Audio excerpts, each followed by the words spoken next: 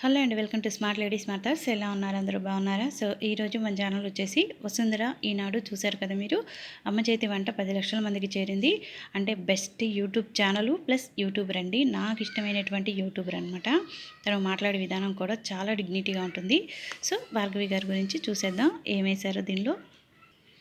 BSc పూర్తి చేసిన వెంటనే పెళ్ళయింది. మా వారు సుబ్బారెడ్డి డాక్టరు. అప్పట్లో వైజాగ్లో ఉండేవాళ్ళం. పెద్దబ్బాయికి 5 ఏళ్ళు, చిన్నవాడికి ఏడాది వయసున్నప్పుడే ఒకరోజు అమ్మ నుంచి ఫోను. యూట్యూబ్లో వంటల వీడియోలు చేసి పెడుతూ ఉన్నారు. కొందరు సక్సెస్ అవుతున్నారు, నువ్వు చేయొచ్చుగా అంది. 3 ఏళ్ళ కిందట ఈనాడు వసుంధరలో నిషా మధులిక గారి గురించి చదివాక అమ్మ నాకు ఇచ్చిన సలహా అది. కానీ పిల్లలతో నాకెక్కడ కుదురుతుందని చెప్పాను. నేనే వంటలు చేసి వీడియో తీసి పంపిస్తా, వాటిని యూట్యూబ్లో పెట్టు అంది. నాకు శ్రమ లేదు కాబట్టి సరేనన్నాను. అమ్మ చేతి వంట పేరుతో ఛానల్ పెట్టి అందులో ఆ వీడియోలను అప్లోడ్ చేసేదాన్ని. క్రమంగా అమ్మ పంపిన వాటితో పాటు ఏమైనా వెరైటీలు చేసినప్పుడు నేను కూడా వీడియో తీసి పెట్టేదాన్ని. ఎడిట్ చేయడం, వాయిస్ ఓవర్, సబ్ టైటిల్స్ పెట్టడం, ఇవన్నీ యూట్యూబ్లో చూసి నేర్చుకున్నా. మొదటి నెలలో 90 వరకు వీడియోలు పోస్ట్ చేశా. వాట్సాప్ ద్వారా వీడియోలు అందరికీ షేర్ చేసేదాన్ని. ఛానల్ మాయమైంది. ప్రారంభంలో వ్యూస్ ఎన్ని వచ్చాయి, కామెంట్స్ ఏమైనా పెట్టారా అని రోజు ఉదయాన్నే చూసేదాన్ని. ఒకరోజు అలా చూసినప్పుడు నా ఛానల్ కనిపించట్లేదు, టెర్మినేట్ అయ్యిందని అక్కడ మెసేజ్ కనిపిస్తుంది. ఒకేసారి భయం, బాధ వేశాయి. ఆకర్షణీయంగా చేయడానికి వేరొకరి వీడియోలోని చిన్న ఇంట్రో క్లిప్ని నా వీడియోలో కొన్నిటికి కలిపి పెట్టా. అలా చేయకూడదని కొద్ది రోజుల ముందే ఓ ఫ్రెండ్ చెబితే మళ్ళీ వాటి నుంచి ఆ క్లిప్ని తీసేసి అప్లోడ్ చేశాను. యూట్యూబ్ వాళ్ళకి రిక్వెస్ట్ మెయిల్ పెట్టాను. వారం తర్వాత మీ ఛానల్ తీసుకోవచ్చన్నారు. అమ్మయ్య అనుకున్నా. నాకు బాగా వ్యూస్ తెచ్చిన మొదటి వీడియో దసరా నవరాత్రి అమ్మవారి అలంకారాలు, నైవేద్యాల పైన పెట్టింది. వేలల వ్యూస్ వచ్చాయి. ఛానల్ పెట్టిన 8 నెలలకే 10,000 సబ్స్క్రైబర్ని చేరాం. ఏ వంటకం చేసినా మా వారికి ముందు రుచి చూడమంట. ఆయన ఓకే అంటే సరే. ఏమైనా మార్పులు చెబితే మరోసారి చేస్తా. పిల్లల రెసిపీలు చేస్తే మా పిల్లలకు తినిపించి ఫీడ్బ్యాక్ తీసుకుంటా. నా ఛానల్కి టర్నింగ్ పాయింట్ టమాటో నిల్వ పచ్చడి తయారీ వీడియో. ఆ ఒక్కదానికి 1,00,000కు పైగా సబ్స్క్రైబర్లు పెరిగారు. ఇంట్లో మనం సీజన్కి తగ్గట్టు ఏం చేసుకుంటామో వాటి గురించి యూట్యూబ్లోనూ సెర్చ్ చేస్తుంటా. వర్షాకాలం చిరుతిళ్ళు, పండగలప్పుడు ప్రసాదాలు, క్రిస్మస్, న్యూ ఇయర్ కేకులు, చాక్లెట్లు, బిస్కెట్లు, సంక్రాంతికి పిండి వంటలు, వేసవిలో చల్లని పదార్థాలు, వీటి తయారీ వీడియోలు పెడతాను. గత ఏడాది జూన్లో హైదరాబాద్కి మారాం. తర్వాత చేసిన ఆనియన్ సమోసా మేకింగ్ 85 లక్షల వ్యూస్. లాక్డౌన్ సమయంలో కేక్ తయారీ 1 కోటి వ్యూస్ వీడియోలతో 12 లక్షల సబ్స్క్రైబర్ చేరువలో ఉన్న. ప్రస్తుతం ఛానల్కి సంబంధించి అన్ని పనులు నేనే చేసుకుంటా. ఒక మంచి ఉద్యోగంలో ఉన్నట్టే ఆదాయం వస్తుంది. మనలో మన మాట బ్లాగ్ను ప్రారంభించాం. మీ వీడియో చూసి మేము కూడా ట్రై చేసాం, బాగా వచ్చింది, మా వాళ్ళందరికీ రుచి చూపించా అని కామెంట్లు చెప్తుంటారు. ఆ మాటలు సంతోషాన్ని మరిన్ని వీడియోలు చేయడానికి స్ఫూర్తినిస్తాయి. సో భార్గవి గారు, మీ వాయిస్ కానివ్వండి, మీరు చేసే వంటలు కానీ చాలా అంటే చాలా బాగా ఉంటాయండి. సో చక్కగా మాట్లాడతారు. కంగ్రాచులేషన్స్ భార్గవి గారు. ఇది పోషకాల స్మూతీ.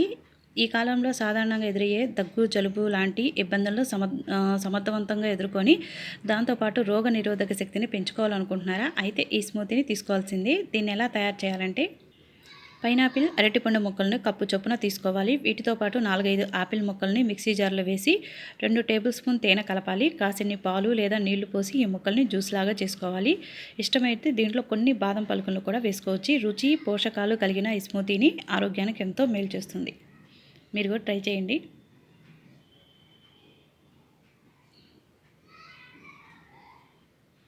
పెళ్ళైతే ఇక వంటింటికే పరిమితం అనుకోలేదు అమృత్ సింగ్. తండ్రి లేని బిడ్డ పెళ్లి చేసేయండి అన్న పట్టించుకోలేదు అనూష.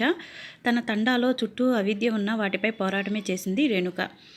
అమృత్ సింగ్, అనూష, రేణుక గురించి చూద్దామండి ఒకసారి. వీళ్ళంతా ఇప్పుడు రైల్వే పోలీసులు అయ్యారు. తమలాంటి ఎంతోమంది ఆడపిల్లలకి స్ఫూర్తిగా నిలిచారు. అనుకున్నారు, సాధించారు. బాబు గుర్తొచ్చి మధ్యలోనే వచ్చేయాలనుకున్న అమృత్ సింగ్ పరివార్, కాన్పూర్, ఉత్తరప్రదేశ్.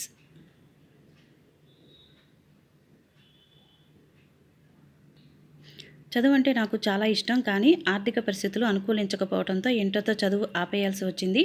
అమ్మా నాన్నలకు ఒక్కగానొక్క ఆడపిల్లను కావడంతో పెళ్లి చేస్తే తమ బాధ్యత తీరిపోతుందనుకుని వివాహం చేశారు. బాబు పుట్టాడు. చదువుకోవాలనే ఉద్దేశం, నా తపన మాత్రం అలానే మిగిలి ఉంది. ఆ విషయాన్ని మా వారితో చెప్పా. దాంతో డిగ్రీలు అడుగుపెట్టాను. 80% మార్కులతో డిగ్రీ పూర్తి చేశాను. చదువుకోవాలనే నీ కోరిక తీరింది కదా, ఇహ ఇంటి పట్టునే ఉండి బాబుని చూసుకోమని అత్తమామలతో పాటు తల్లిదండ్రులు సూచించారు. కానీ పోటీ పరీక్షలకి సిద్ధమయ్యేందుకు వీలుగా పుస్తకాలు తెచ్చి ప్రోత్సహించారు మా వారు. 2019 జనవరి ముంబైలో జరిగిన ఈవెంట్స్లో క్వాలిఫై అయ్యాను. దీంతో బాబును తల్లిదండ్రుల వద్దకు పంపేసి శిక్షణకు వచ్చేసా. మొదట్లో బాబు గుర్తొచ్చి మధ్యలోనే వెళ్ళిపోవాలనుకున్నా. కానీ నేను చదివేందుకు పడిన ఇబ్బందులు నా కొడుకు పడకూడదనే నా బాధను 8 నెలల పాటు దిగమందుకొని శిక్షణ పూర్తి చేసుకున్నా. Very good.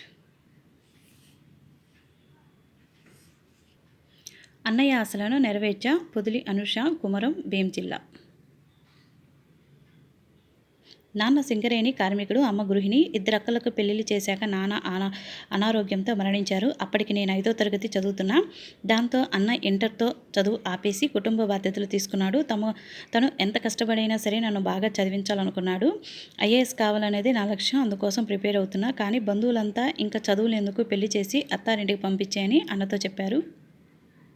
కానీ అన్న పట్టుబట్టి చదివించాడు. తను ఓ పెట్రోల్ బంకులో క్యాషియర్గా పనిచేస్తూ నాతో ఎంఎస్సీ పూర్తి చేయించాడు. తన కష్టాన్ని వృధా పోనీయకూడదనుకున్న ఈలోపు ఆర్పీఎఫ్లో మహిళా కానిస్టేబుల్ నోటిఫికేషన్ చూసి దరఖాస్తు చేశా. కేంద్ర ప్రభుత్వం ఉద్యోగం సాధించి కుటుంబానికి కొంత సాయంగా నిలబడుతున్నందుకు సంతోషంగా ఉంది. త్వరలోనే ఐఏఎస్ లక్ష్యాన్ని కూడా చేరుకుంటా. మౌలాలీలోని ఆర్పీఎఫ్ 7వ బెటాలియన్ మైదానంలో తొలిసారిగా 298 మహిళా కానిస్టేబుల్ను వాళ్ళకి శిక్షణ ఇచ్చారు. దేశంలోని 13 జోన్లకు చెందిన మహిళలు ఇక్కడ శిక్షణ పూర్తి చేసుకోవడం ఒక ప్రత్యేకత. నిజమేనండి, ఆడపిల్లలు తలుచుకుంటే మాత్రం ఏదైనా సాధించగలరు. ఇలా సోషల్ మీడియాలో కావచ్చు, లేదంటే ఇలా ఎడ్యుకేషన్లో కావచ్చు, ఒక బిజినెస్ రంగంలో కావచ్చు. ఇలానే ఆడపిల్లలందరినీ కూడా ప్రోత్సహించండి. Thanks for watching.